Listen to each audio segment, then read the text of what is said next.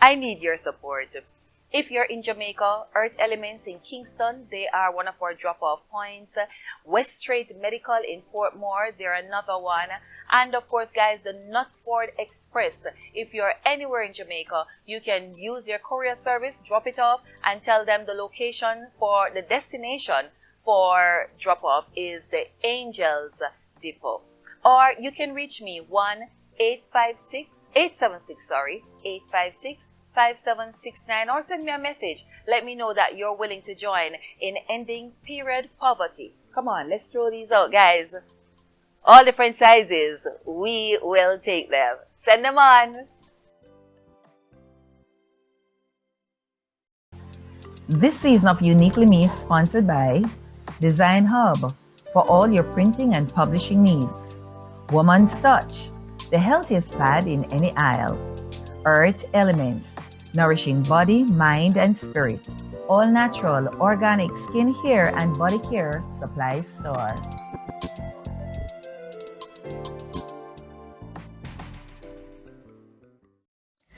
What happens when your feminine products are designed by a female gynecologist? They're designed to do more for you and your health. Made with 100% cotton, Woman's Touch sanitary napkins were developed to give you the guarantee of incredible comfort and superb protection with rapid dry gel technology. Join the thousands of women who have switched to a healthier pad. Woman, powerful, pioneering, period. Get Woman's Touch, inspired by you. Available in retailers and wholesalers island-wide. Hi everyone, welcome to another episode of Uniquely Me with Simone Stewart. Thank you so much for joining us week after week and of course tuning in for season 4. Guys, I'm thoroughly excited about season 4 simply because we're not just local anymore, we're gone global. Not to mention our guests. Yep, we got some global guests on Uniquely Me. And so this week we are going to be talking with a woman, a Jamaican living overseas. But of course, you know, our past, it does carry us, it comes along with us, for want of a better word. As a matter of fact, our past, sometimes we gotta look back so we can move forward, and it shapes who we are. So that's just me rambling a bit. Pause a minute. Have you subscribed? Make sure you subscribe, like, comment, share, and hit that notification bell. When we come back, we're gonna get serious because we are going to be talking with Cleopatra. Yep, she's gonna be telling us some things, but I don't want to get into it. Wait till we come back. Uniquely me is uniquely you. Balancing the different hats of life, achieving all your goals in the name of Christ. Uniquely me is uniquely you. You can do anything. With the S on your chest, you can do all things through Christ who gives you strength. You are a winner and you're an overcomer. You can be all things to Christ who gives you strength, yeah. You are a fighter, you're so determined. Uniquely me is uniquely you. So welcome back to another episode, of course, of Uniquely Me with Simone Stewart. Like I said before, I got another unique woman. This week I have Cleopatra Coward. She says, listen, I'm a coward as them call coward. It's coward with a lion thing to it. Hey, Cleo, welcome to Uniquely Me. You said it right. Thank you so much, Simone, for having me here. It's actually a coward who conquers. Coward by name, but surely not nature. Of course. Of course. And that's why I'm making sure I tell him, listen, it's not the coward, but like the kitty cat coward, it's the lion. You're not a roar. All right. Well, girl, as I said, you know, it's so good to have you on. And here we share, women come and share their stories of trauma and struggles, you know, and the challenges. And just talking with you, man, you have been through quite a bit. I want us to start with, you know, talking about childhood, what childhood was like for you, and what did, how was your childhood, for want of a better word, has shaped the woman that you are? Wow. Like you said, this woman sitting right here has been through a lot, but I'll start by saying it's not how hard you fall, but how well you rise. That's my little philosophy there. Yeah. Now, growing up as a child, the things that I've been through, the challenges, the obstacles, the molestation, the exposure to witchcraft, all of those things. Looking back right now, I think, at that moment, probably I was saying to myself, why me? But looking back right now, I'm saying, why not me? Because it has built my strength. As people would say, I'm an epitome of the strength of a woman. Yeah. And today I am resilient more than ever, determined, and knowing that Christ is in my vessel. And I'm happy that I've been through those stuff so I can share today as a motivational speaker or, just an individual who is trying to be a servant of Christ. I can share a story to uplift, invigorate, and help one to get them out of their valley experience. Yeah. So I'm happy for that. But we're gonna dig a little deeper, because sometimes persons see us on stage, Cleo, and they see us on our social pages, and some people envy we for it. Some people say we hype and we show off, but the truth is they don't know where we're coming from. And so that's what I do here on Uniquely Me. I allow our women, we dig deeper into their life. You shared that part of it, and you made mention of it a while ago, the whole matter of being molested. But prior to being molested, it was a matter of feeling abandoned and rejected by your mom. Share with us a little about that.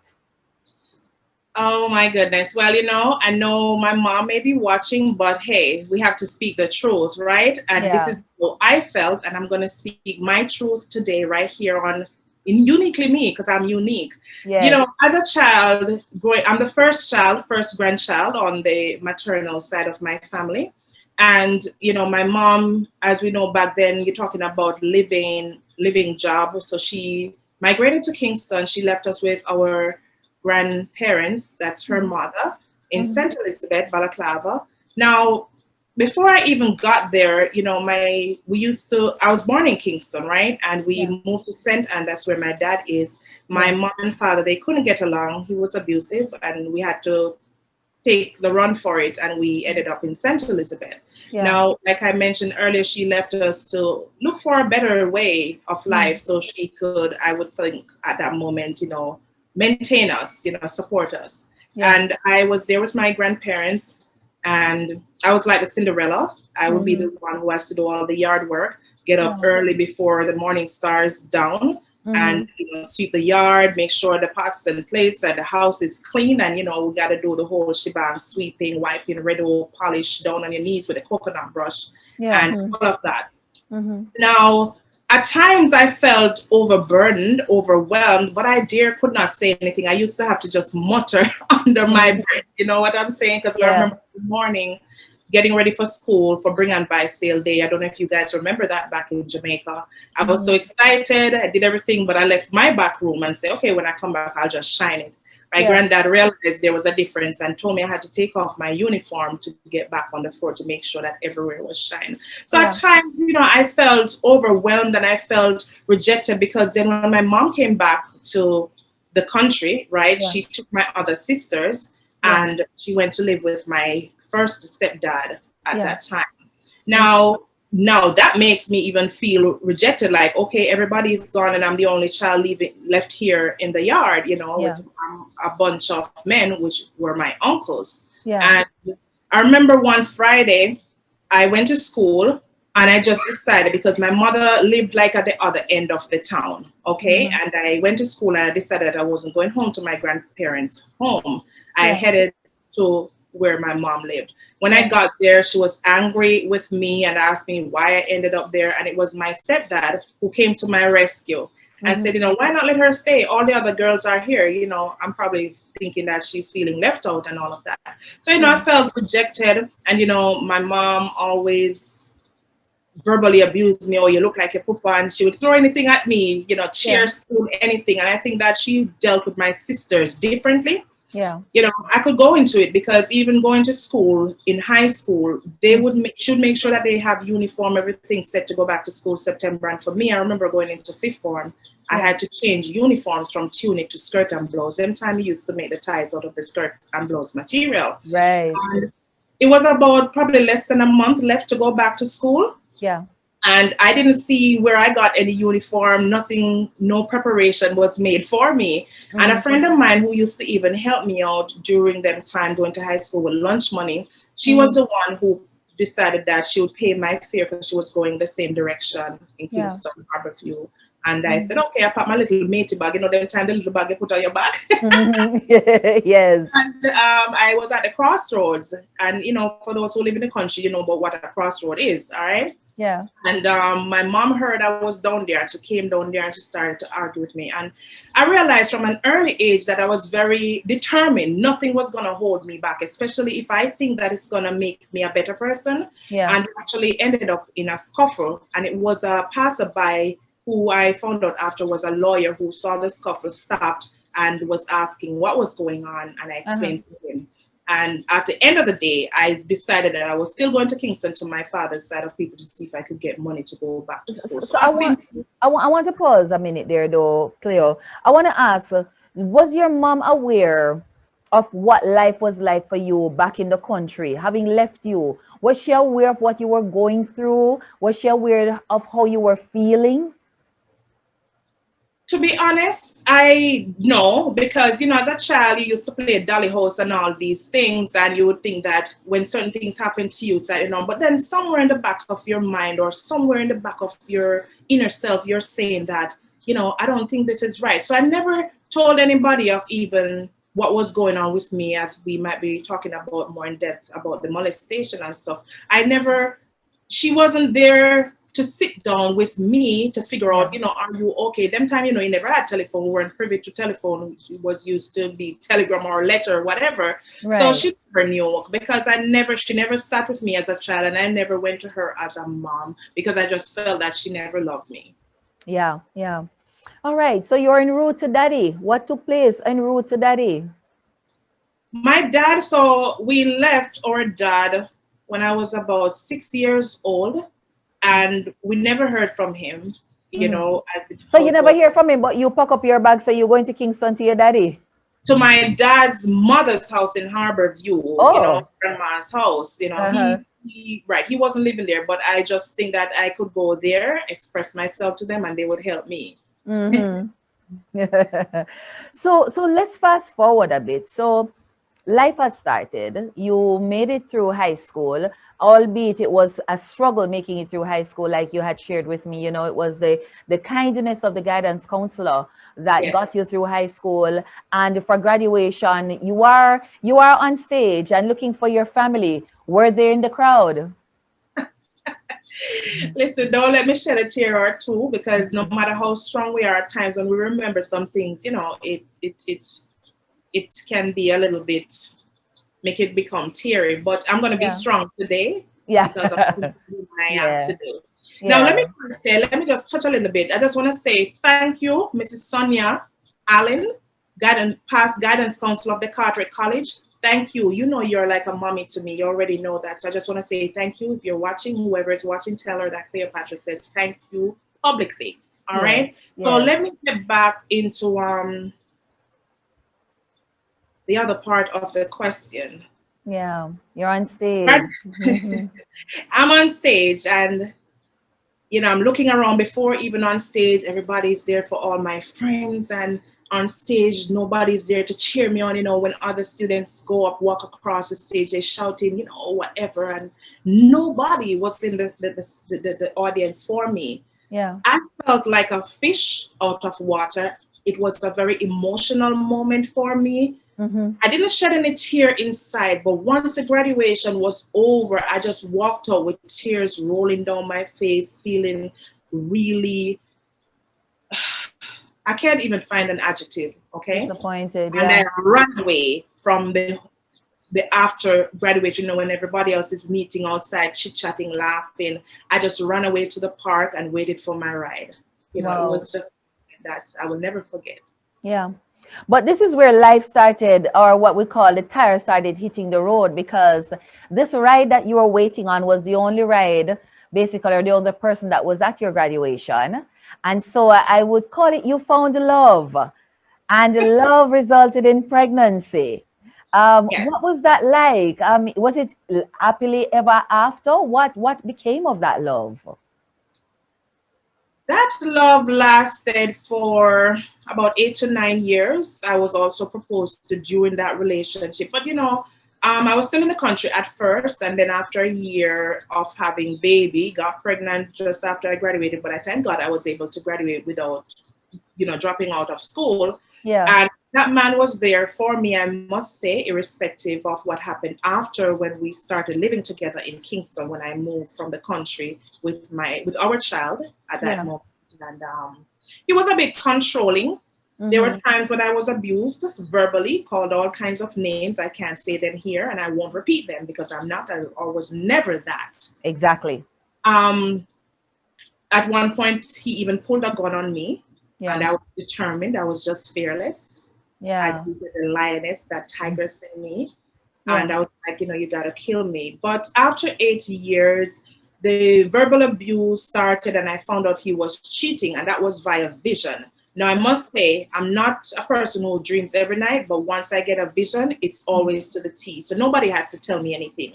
So I Mm-hmm. found out that this relationship that seemed perfect because Yeah. this was a police officer who, Mm-hmm. when he would go to work, coming, you'd never know that he had time to find time for someone else or others. Mm-hmm.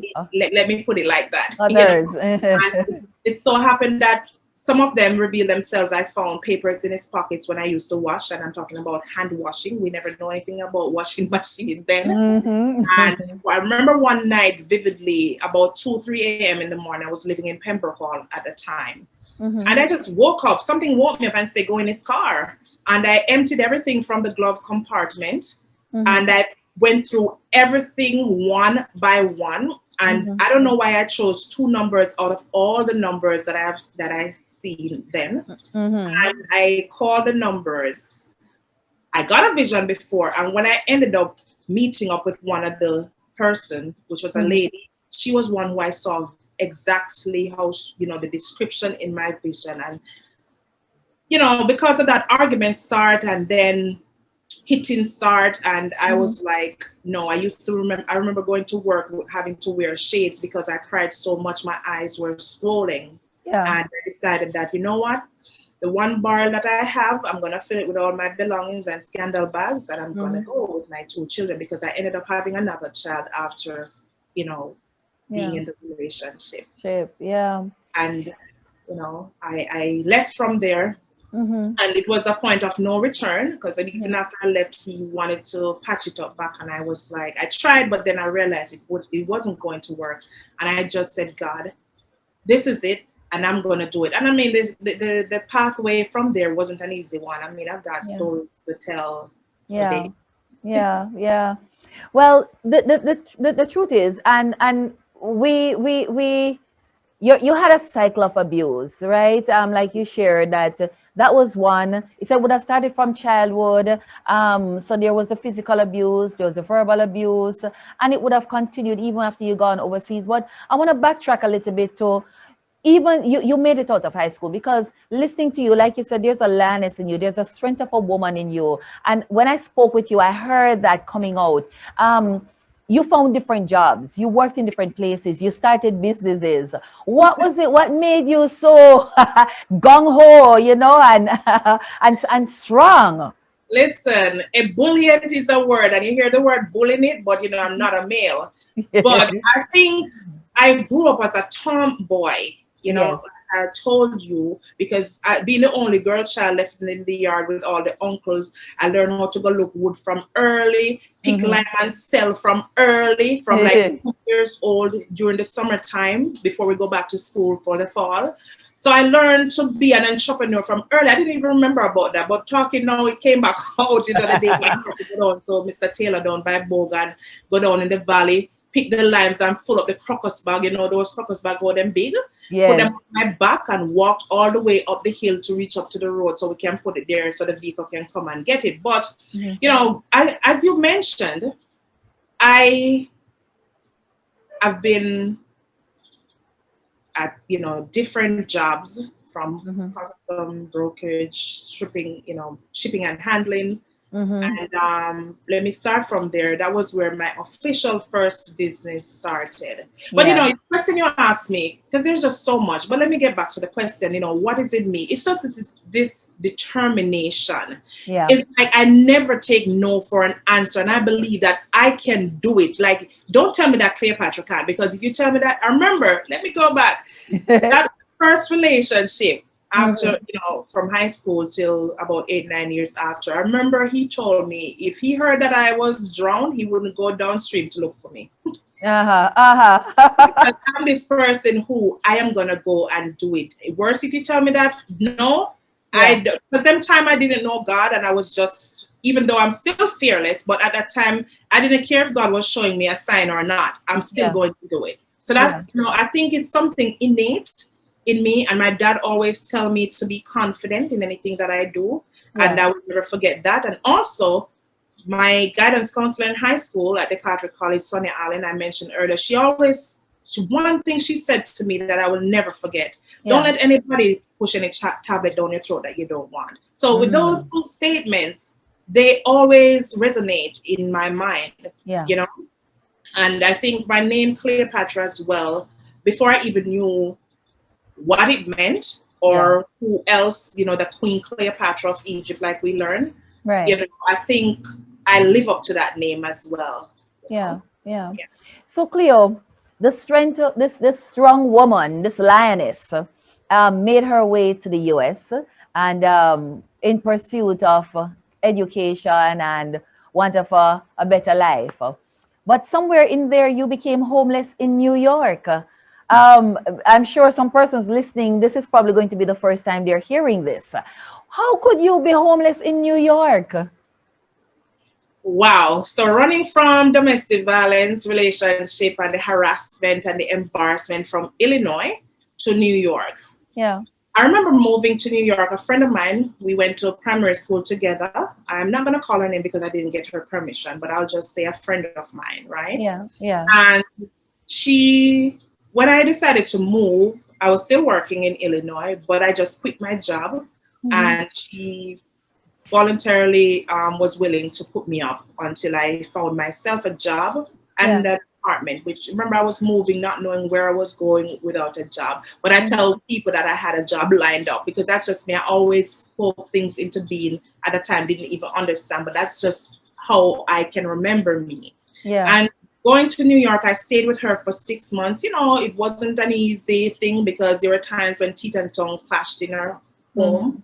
And I would just speak my mind. I remember one time she told me that, Clay, you don't have no heart. But it's just me. I'm not going to sugarcoat anything. I'm going to tell it like it is, or express my feelings. But I'm grateful that she was able to help me. Now, I got an apartment. When I got the apartment, Simone, it was all the way in Far Rockaway. Now, got nice apartment, but after a while, I don't know if the owner had liked me or what, but there was a time when the relationship in the sense of tenant and landlord went sour. He even called, what you'd call it on me, ACS, whatever, that I was abusing my child, which was my son, my first son. Are you serious?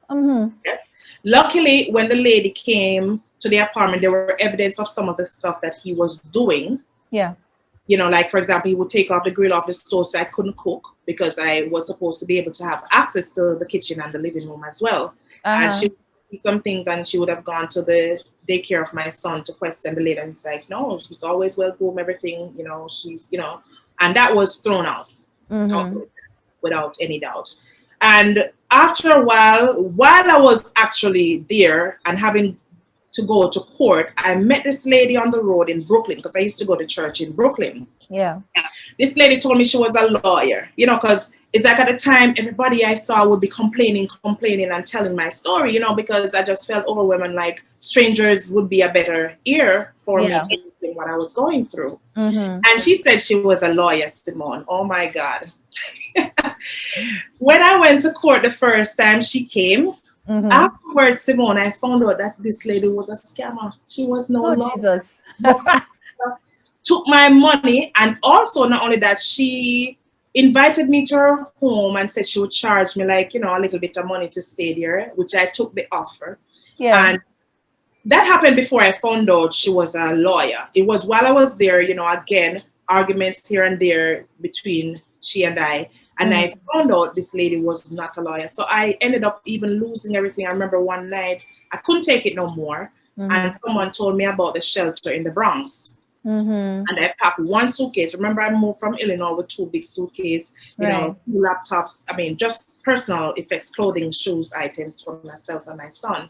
Yeah. And I walked out of that house with just a small, like the carry-on suitcase for my son. And I left everything, name brand, all this, everything, clothes, everything behind me. I never turned back. And when I went to the shelter for processing, we had to stay there overnight. I was sitting in the chair, sleeping, toughing it out. My son and I remember crying and said, God, help me. And, funny enough, when I just went to New York, I also met another girl who had gone through domestic violence. And she was the first one who mentioned a shelter to me. But I didn't take it up because I thought a shelter was somewhere where everybody's in one big opening and you're sleeping on the floor. Yeah, that's my thoughts too. Right. And she said, no, you get your own apartment. But I still did not believe, so I, being the determined, resilient go-getter, I was trying to make ends meet to get somewhere from my girlfriend's house to go right into it. So I ended up at Bronx, did the process, had to sit up, oh my God, when they look at me, I looked at like a zombie. But I said, God, please help me. And I got my own apartment. It was in Manhattan. And, I had to be traveling from Manhattan every day to Brooklyn, because that's where I went to church. I was introduced to a church there. Yeah. And, back and forth. And I remember now when I got baptized in 2015, June. Right. I had moved from the shelter in Manhattan to one in Queens, near the LaGuardia airport. And I gave my first testimony in church, and nobody really believed me, literally and kind of figuratively, because the way how I would put myself together and I'm just walking with confidence, you'd never know what I'm going through because I never looked like my situation. Yeah. And, I gave my first testimony there. So you got saved in the valley, for want of a better word. You're living in a shelter, nobody knows, but you're doing well. You're working on the whole works. But this is where now, like they said, the wheel, start turning again. You found love again. But this time, the love came with baggage. And I want us to go there so that we can jump into, what you're currently doing. The love come with baggage. And at the time, I guess you thought it was okay to have the baggage, but it ended bad. It had your face all over the media and that kind of thing. Talk to us. What happened there? What happened to that love? What kind of baggage it came with? Oh Lord. Wow. Let me take a good laugh first. Guys, it's not easy. But guess what? When you've been through the mess, you end up with a message. When you've been through you end up in the palace like the queen I am. Now, I met this person online. There was a reunion, high school reunion, and I was on the page looking at, you're liking pictures and all of that. And then that person realized I liked their picture and I commented. I didn't know the person before. Yeah. And even though we went to the same high school, and the person reached out to me via inbox and I responded. And what kind of grabbed my attention really and truly at the beginning was the fact that this person had an online Bible study class. So, I was in church and that grabbed me because I'm, and when I was invited to the Bible study group, I thought I was learning a lot of stuff and a lot of stuff that I would have interpreted when I read the Bible. I was getting to understand certain things. So I'm among the Bible study group and we're just casually communicating until I guess he thought that I was someone who was going to be his wife somehow. But then he had a wife. Yeah. Now he started to tell me all the things about his wife, like most men do. And I did not know that, especially that should have been a red flag for me when someone is going to talk certain things about whoever they live with, whether it's a man or woman. But at first I was trying to I listened, and I was asking him a lot of questions, like, you know, you think you're the problem, why this happened, that happened, or whatever. Or why don't you go sit down with her? You know, it's like I'm giving him Oh, advice. you're counseling, yes. And Mhm. I really did not had any. I wasn't doing it pretending, thinking that, oh yeah, I want him, but I'm trying to be nice or pretend. No, I was honestly giving him my advice as from a woman's perspective, because just so that you also know, my previous relationship was one who had, he was married, but he wasn't living with a wife, still isn't living with a wife, but still yet we know as children of God, that's not right, you know, we're to avoid stuff like that. Yeah. But back to this one, he was like, no, you know, this marriage has been broken before, way before you, like about 6 years, but, you know, I see some things in you, you know, as a woman of God. And this is the Bible study man. This is a Bible study man. I mean, this man who tells you he's read his Bible many a times front to back, and when I tell her the man knows scriptures like you, like never, and like anyone else, like no one else. Yeah. But you know, we talked, and there were little red flags. But you know, sometimes when you start falling in love, and then what happened is that I would have some questions in my head to ask him, and every time we had a conversation, this man would come out with the answers, not knowing that I even had those questions to ask. Oh, so you swear blind say Jesus attack. Yes. Everything, but it seems too good to be true. But I was like, you know, I spoke to a few friends of mine. I remember telling one of my girlfriend from primary school, and she was like, clear, that happened, stay away. But me, you know, being the you just run up in it. I was like, you know, I listened to her, but I just heard her, if you get what I'm saying. Yes, you know? yes. And if I had followed that girl's advice, I wouldn't have ended it. But you know what? I had to. I think I had to go through that so I can stand here today and motivate other women who may be going through the same thing or thinking of doing that. Yeah. And to learn also of those spirits that can attack you. But anyways, let's get back to what I was saying. So we spoke, and he told me to look at a job with the post office, and you know, so we're planning now for me to move from New York to come to Florida, where I am today, and be together. Once I get here, he's gonna move out and get divorced, because I was even asking, why don't you get divorced before? But I said, like I said, everything seems so good to be true. I was like, you know what, I'm gonna go for it. And I moved, and then when I moved, shortly after, I got pregnant. And then I actually reached out to the wife via email to figure out what was going on, and let her know that, you know, who I am, etc. And that opened up a whole can of worms. Oh, Lord Jesus. Now, she didn't respond at once. Then after a while, she started to send my picture, because I sent a picture to her to show her proof. Because, you know, sometimes you want somebody to know that you're not trying to. It's like I was saying to myself, I'm letting her know that I'm not trying to break up your marriage. Your husband came to me. Here is proof. So I'm not trying to say that I'm just coming here trying to break up your marriage or wreck your home, whatever.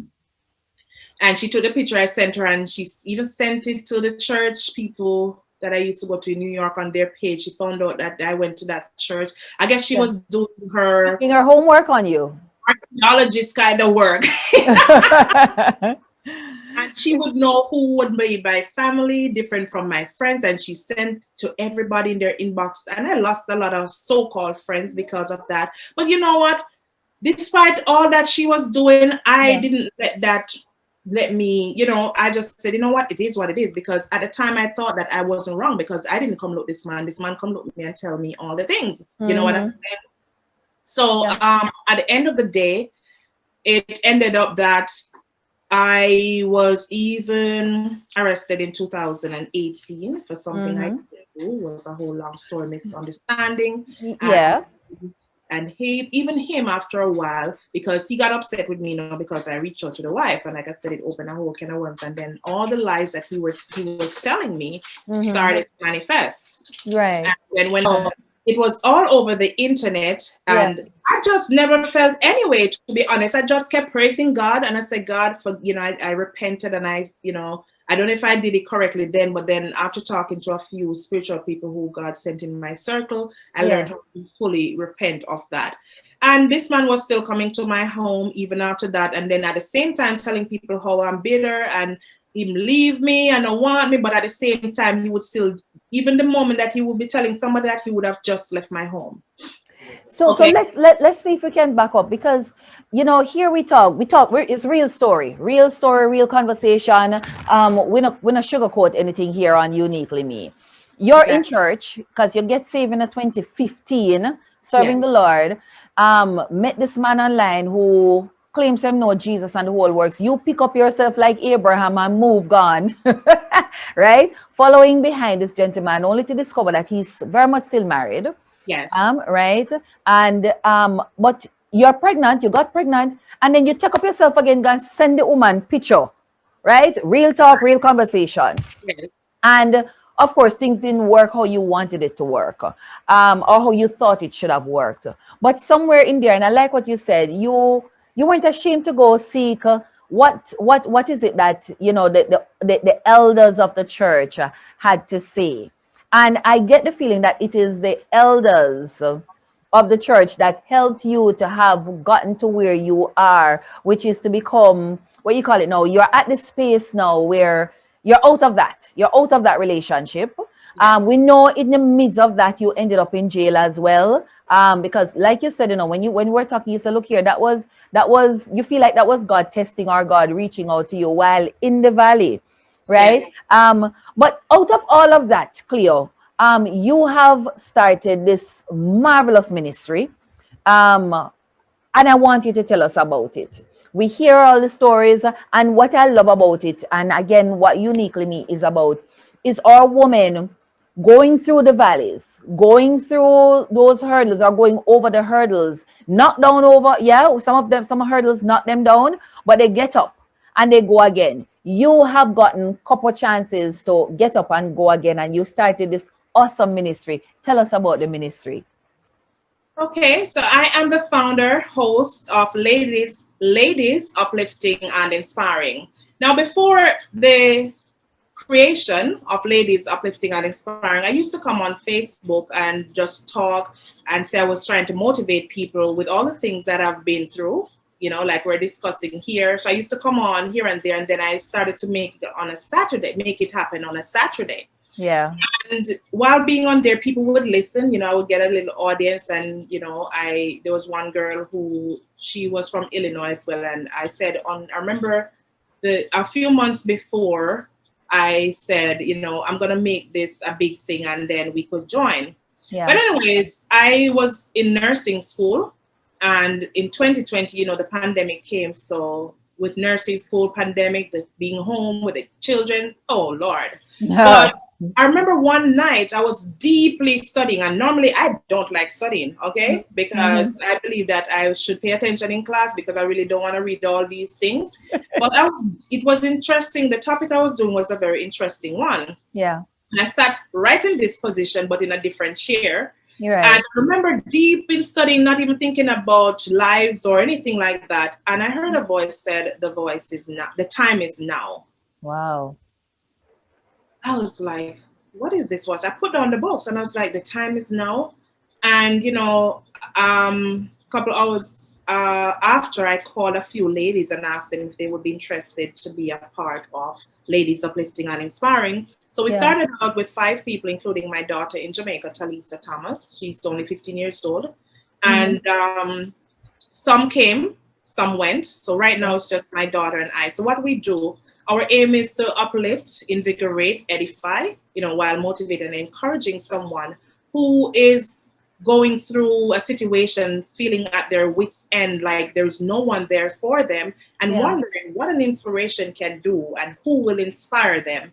Right. And so my motto is, your concern concerns us, and together we conquer. Because like I told you earlier, I am a coward who conquers. And so each week I come on. I started out officially in June of 2020, and I came out just naturally with the introduction. And then I started to reach out to people to have different special guests who also have a story, because everybody has a story, no matter what profession is at this moment. So I wasn't looking at their profession. I was looking at the fact that they too have a story that can uplift and inspire my audience. And so we were doing it on a weekly basis on Friday evenings. We started out at a different time, but became religious 8:15 p.m. Eastern Standard Time. And just this week, I've changed the time to a Sunday because, as you mentioned when we just started, we're going global. Yeah. And audience is going to be in the UK and Gambia. I've connected with Father Solji, pick up yourself, in the UK.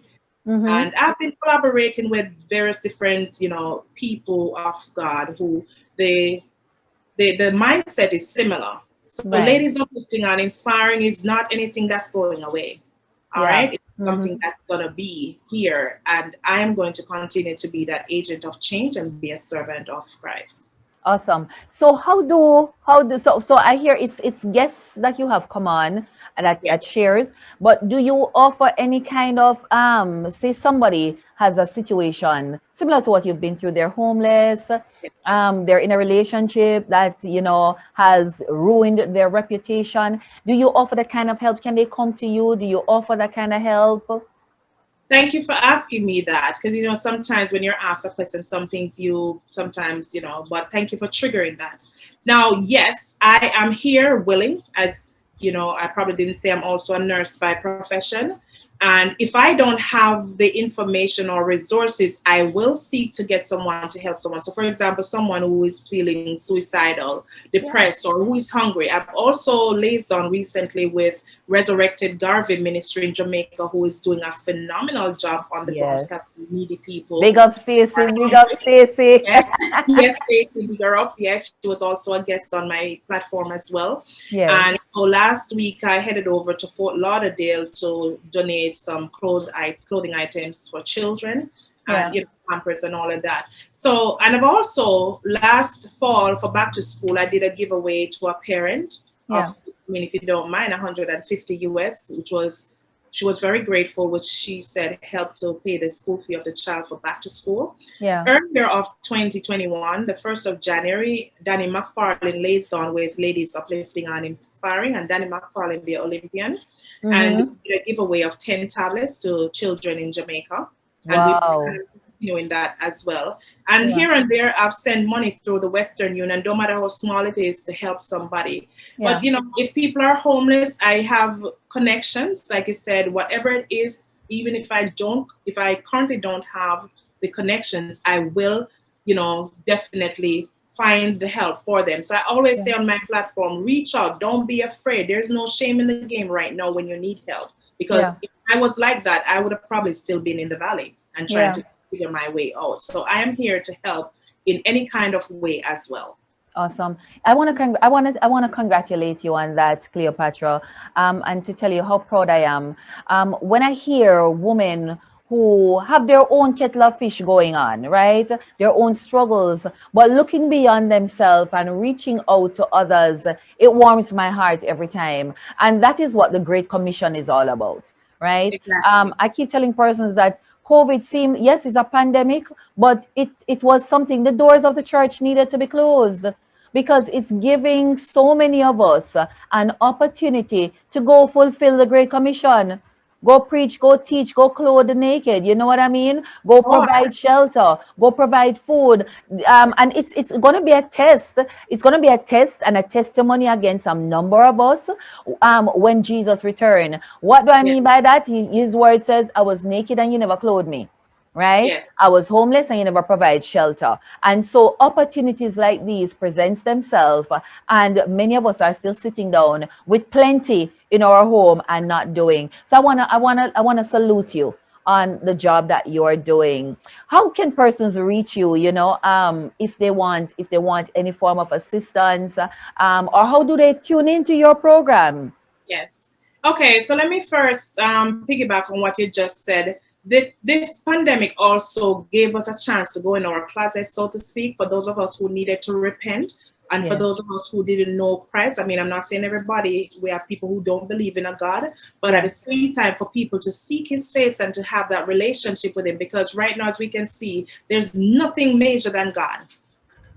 And when everything else fails, he never fails. So I just wanted to add to that. Now, how they find me, we are on Facebook. If they type the words ladies, you put a : space uplifting, Mm-hmm. The and sign inspiring. So that's ladies uplifting and inspiring. You'll find us on Facebook and Yeah. YouTube with that. And on Instagram, Yeah. it's ladies underscore uplifting underscore inspiring. So we are also on Twitter. We're on, I just created a LinkedIn. It's always ladies uplifting and inspiring. And we Mm-hmm. do have our logo. You'll see a few ladies on it, even though it's just myself and my daughter who are very active right now. Yeah. And because it will continue no matter what, nothing is going to stop us. Exactly. And Exactly. if they want to reach out to me, we also have a WhatsApp only number, which is 239 Mm-hmm. 404 Mm-hmm. 6147. Again, 239 404 6147. Or you can DM us, you can message us on Facebook, and my personal page is Cleopatra Elegant Queen, most blessed. You'll see me and you'll see most of the posts for ladies uplifting and inspiring as well. And I just want to say to guys, it's collaboration over competition, because a lot of us, especially women, we're not quick to empower another woman, or even motivate, or even what you call it, tell them that they look good, whatever. We don't celebrate ourselves as women. You know what I'm saying? So with that being said, I am here to make a change. I know one man can't change the world, but I am ready to do it. Awesome. I'm gonna find a way to partner with you, Cleopatra, one way or the other, so that we can get this all out. Even if it means that we're gonna have to come back on this platform, whatever, but we're gonna Yeah. find a way to collab. Because no doubt, like you said, my reach might just be here, but if we can get your hand to reach, grab a hold of this and go a little further. Imagine what we could actually do together. And I'm not just referring to just you and I, but I mean just so many others. And so we want to use this platform. And I'm grateful to God. Listen, I'm listening to you and I'm saying, God, right on spot. You are doing something right on spot. Yes, this Yes. is pre-recorded and persons will see it after.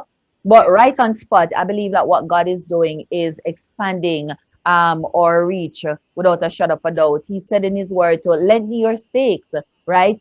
Give Yeah. yourself elbow room. And I am grateful for what God is doing. So I bless you. I thank you so much for coming on to share your story. For me, I think it has now given even greater meaning to what you represent now, Cleopatra. That, you've been there. You've been Yes. there. You've been through the hurts. You've been through the homelessness. You've been through the trauma. Yes. You've been through the shame and the embarrassment. Yes. And you survived. Look at you. You're so pretty. Look at you. Thank you, you. Thank you. you You have know, survived. it's like every guest I bring on the platform, I can actually relate to any one of them. It sounds weird, but Yeah. again, some of the things in life we have to remember that we have to go through them because it makes us who we are today. Yes, that's so true. That's so true.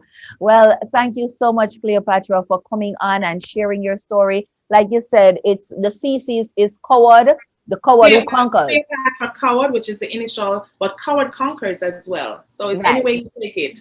Exactly. I love it. Coward conquers. Because, when we think of coward, and there's this other thing I'm probably going to have to do it some other time that, we tend to live up to our name. But like Jabez, we're changing the story altogether and the meaning. So coward conquers. And I I just love it. want people to know that I'm working on a book, which has been a while, but guess what? I'm also trying to come out with like a short documentary, like a trailer. So stay tuned, guys. We got a whole lot of things coming. So I want when my book is out, you support it as well. There's a lot that you probably won't hear on anywhere else that is also going to be there that you have to delve inside that book.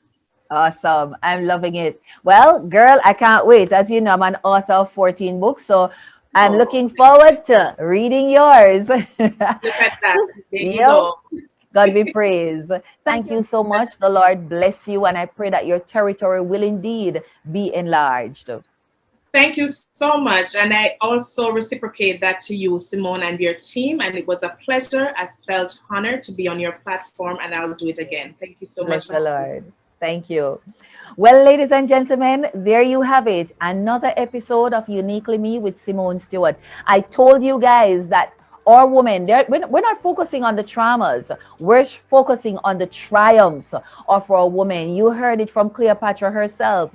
She's been through it from childhood all the way. But guess what? Coward conquers, definitely. So, guys, Stay tuned. Make sure you've hit the notification bell, you have hit the subscribe button, and you're looking forward to coming back next week, because here, you don't know what we're coming with, but we have another exciting story next week. Thank you. Take care. See you. Bye-bye. Who am I really? Choices, choices, choices. In pursuit of a career?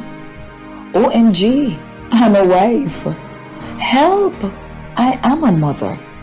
Oh, I'm in church. When do I get to be a woman that God called me to be? Uniquely Me covers the acrobatic endeavors of every woman to balance the responsibilities of being a mother, a wife, a professional, a church leader, a friend, yet still maintain her identity. I too am a mother, a wife, a trained minister of religion, a banker, an entrepreneur trying to balance the many hats that signifies my role. My book will help motivate and empower every woman who is really unique in her own way. Grab your copy today on Amazon, because Uniquely Me is uniquely you. Thank you for tuning in to Uniquely Me with Simone Stewart. Remember, Uniquely Me is uniquely you.